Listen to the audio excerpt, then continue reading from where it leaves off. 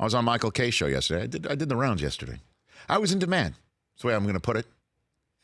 So he asked me, can you evaluate Sam Darnold right now? Is he the guy? I'm like, I think he is. I don't know. You can't evaluate him right now because in the NFL, the way to win games and to be built to win games between now and probably the middle of the next decade is you have team speed all over the lot, everywhere, at running back, wide receiver, tight end, team speed. Then you have a pass rusher that can get the other quarterback's butt on the ground. Then you have an offensive line that can keep your quarterback up so he can use all of his weapons at his disposal because they're so damn fast. And then that quarterback is on his first contract, so you can pay the offensive line and the defensive lineman to go get the quarterback of the other team on his butt as much as possible. And then you get a young head coach to hook up with this young quarterback in his first contract who can scheme his head off, who can go ahead and scheme these fast players open.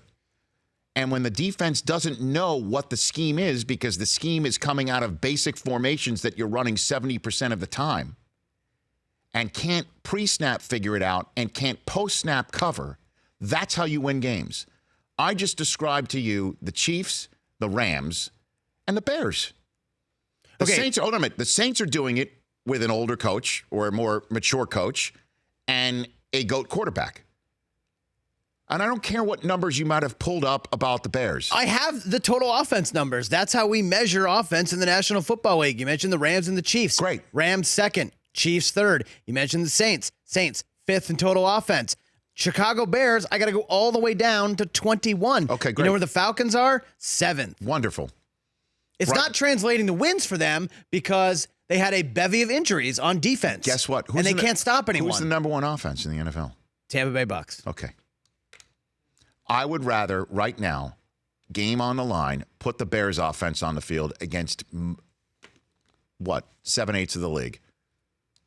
And if they're not number one right now, okay, they are built to win for a long, long time, which is good for them because they don't have a first-round selection for as long a time as I just said.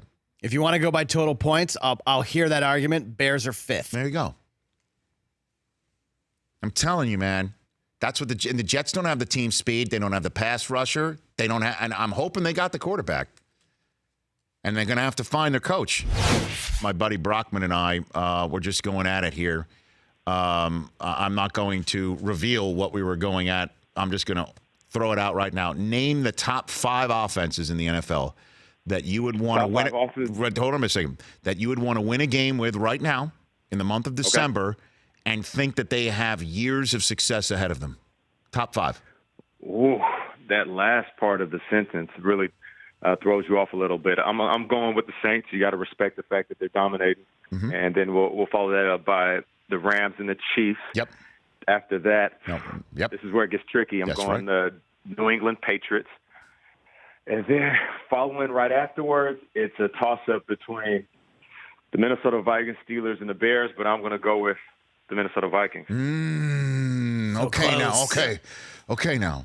Why the Vikings, Nate? Why the Vikings? Would you throw them in there? Well, I'm looking at the Vikings, and Kirk Cousins has proved to be worth every single dime they paid him. And that was one of my biggest concerns, is there's no way a guy who just came off of 2 franchise tags making $24 million apiece, and then he signs close to $90 million guaranteed, that he can fulfill expectations with a team that was a game away from winning the Super Bowl.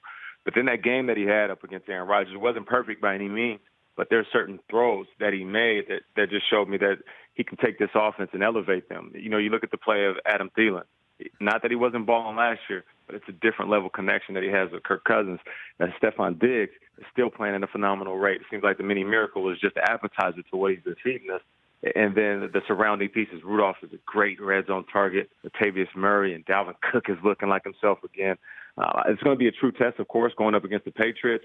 And I feel like if Kirk Cousins can go pull this off, this is the second time playing Tom Brady, I believe. Last time was 2015 with the Washington Redskins. But this is definitely a true test. So we'll see what happens this weekend. See, now I will reveal the reason why I asked, because I wanted you to agree with me, which you did not, Nate. is I would throw the Bears in there. I think the Bears are a top 5 offense. Jordan Howard has disappeared because he just doesn't fit the speed that's required in this offense right now. He suddenly is a guy that doesn't fit in a way. Obviously, needing to win some games in December, using him will come in handy. And he might be the old Jordan Howard eventually for some of those games. But right now, I think that they are dynamite and real fast and as good almost as everybody else in the league, Nate. Yeah, there's a reason why I brought them up. I'm waiting, I'm hesitant, and you know what? To be honest, I think it's unfair for there to be a but when talking about the Chicago Bears. Matt Nagy in his system. You look what Alex Smith did in that system in Kansas City, and then him going to Chicago. He brought in the pieces that mimic that offense. You know, he has the speedy Taylor Gabriel, which is like his Tyreek Hill. He has the tight end player Trey Burton. He has a host of wide receivers and guys making plays at different levels. And, of course, the 1-2 combination of Cohen and Howard, just like you're talking about. I'm just waiting. I'm waiting for them to – I don't want to say prove me wrong because I do believe in that offense. And I do feel like with what Mitchell Trubisky brought to the table, it proves that an athletic guy behind center can really be productive in that offense. But Chase Daniel, I mean, going out there up against my Lions and throwing 2 TDs and 0 interceptions, like that proves right there that offensive system, that scheme that Matt Nagy is bringing to the table, is just as good as anybody in the league. So the last part of your question was for years to come. Yep. Now, if I consider that part of the question more than the beginning, then yes, the Bears are at the top of the list because they're so young and all those guys are on very cheap deals. Yeah, I was about to say, Nate Burleson, that you mispronounced the name Trubisky as yeah, but. I think it's pronounced Trubisky, not yeah, but, Nate. That's the yeah, but, right?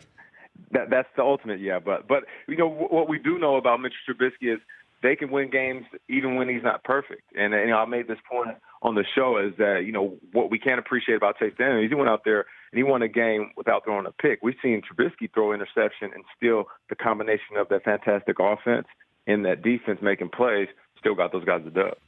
The Rich Eisen Show, weekdays at noon Eastern on Audience.